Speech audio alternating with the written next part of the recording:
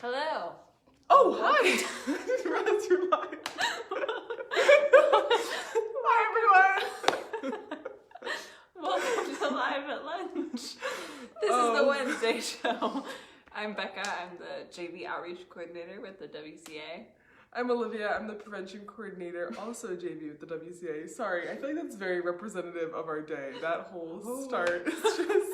Yeah, I think they even got you talking about the... That's what I need. I pressed it. Then yeah, we're a little bit off today. Yesterday we moved the majority of our house out into storage. It took us like 5 hours. 5 hours and 4 very strong women. So we made it happen. Our house is weirdly empty.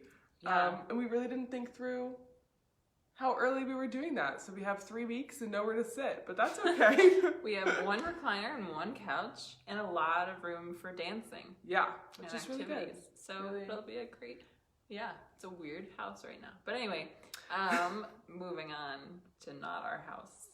The WCA is still open and services are still available for anyone who might need them for either domestic violence or sexual assault in any way. So if you or someone you know needs help, you can call our 24-hour hotline, and that's anonymous. So anyone can call. They won't ask you any identifying information. It doesn't matter what age you are, anything like that. So that is 208-343-7025. And then you can also visit our crisis center, which is just behind the Capitol building at 720 West Washington Street, if it's not safe for you to make a call or it's easier for you to go in person. There are protocols in place to make sure that proper social distancing is maintained and making sure that our staff and clients are healthy. So wearing masks and all that.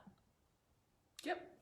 Great. So today we're going to be talking a little bit about loveisrespect.org and some of the resources that you can find on there. You need to get your eyesight checked. Sorry. Hi, Chris. Hi, Chris and Erin. Yes, Erin's in there too. I think Beck McGuire is also in there. Hello, everyone. Hello, everybody. I love when it pops up that I've joined. And then it's like an Inception thing. Yeah, so today we're going to be talking a little bit about Love is Respect. They are a domestic violence organization targeted more towards teens with a lot of the information that they put out, but it's really good for anyone. And they have one resource in particular that we really want to talk about today and highlight, and that is the relationship spectrum. So the relationship spectrum acknowledges that in all the relationships we have, they can all range from healthy on one end to abusive on the other, and unhealthy being somewhere in between all of that. So when we think about all of our relationships that we have and how maybe they're not just in one category, they can kind of change with time and with growth of who we are as people in different circumstances. So we're going to talk through the relationship spectrum. Sorry, I just moved it in front of us so we can both see. So when we talk about one end being healthy relationships, we're talking really about respect and good communication, having trust and honesty. We know that those two really go together, because if you don't trust someone, you're not going to be honest with them. And if you're not honest with someone, it's more likely that they're not going to trust you. So those two really go hand in hand. And then having a good sense of equality. So I don't know if anyone remembers, but we did a components of a healthy relationship video a while ago where we talked through 10 components of a healthy relationship that we think are really important, and these are definitely in those 10. So if you want to go back and look at that activity, that's also a really good one. That was all the way back in like April or something. We've been doing this for months. Wow. Anyway, okay, moving on. An unhealthy relationship, somewhere in between a healthy and abusive relationship, is one which one partner attempts to control the other person. So these can be things like breaks in communication, or this can be caused by things like breaks in communication, pressure, dishonesty, struggles for control, and inconsiderate behavior. So anything that's, I think boundaries have a lot to do with that. So whenever these unhealthy behaviors start to crop up, it's really important to say, you're crossing a boundary, you're making me uncomfortable, you're doing things that I find to be inconsiderate, and making sure that those breaks in communication are resolved. Mm-hmm. I also think it's really, these could be those red flag behaviors that people talk about, the unhealthy ones, where you kind of want to catch them, be able to acknowledge that they're happening, and set those boundaries so that you can move back towards the healthy category. Yeah. And it doesn't have to be, I think we should probably reiterate, it doesn't have to be an abusive relationship for you to choose to leave that relationship, whether it's a friendship or a romantic relationship. It can be just that they're displaying unhealthy behaviors that you do not appreciate. Mm-hmm. Exactly.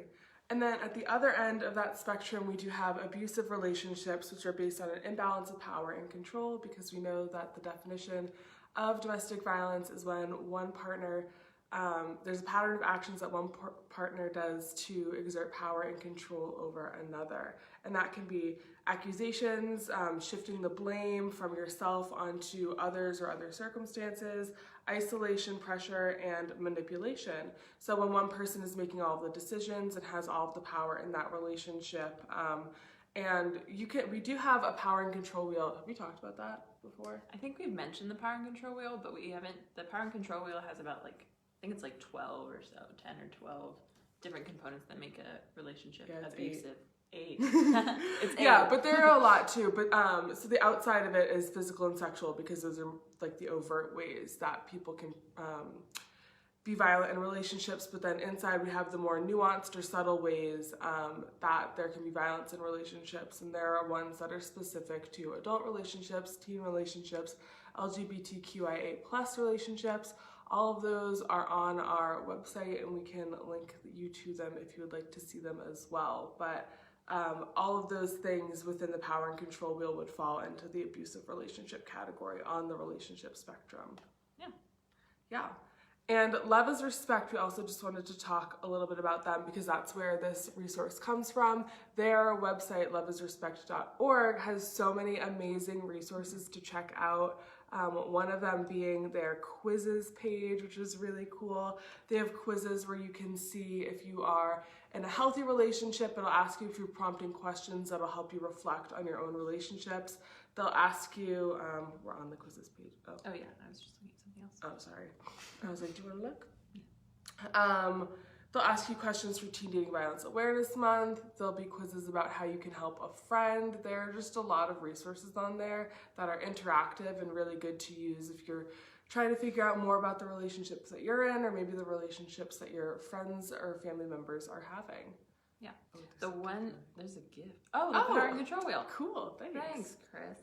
So the tab that I really like is Relationships 101, because it gives you just a basic understanding and a lot of foundational knowledge about healthy relationships and dating basics and what abuse might look like in different relationships. Mm-hmm. Yeah.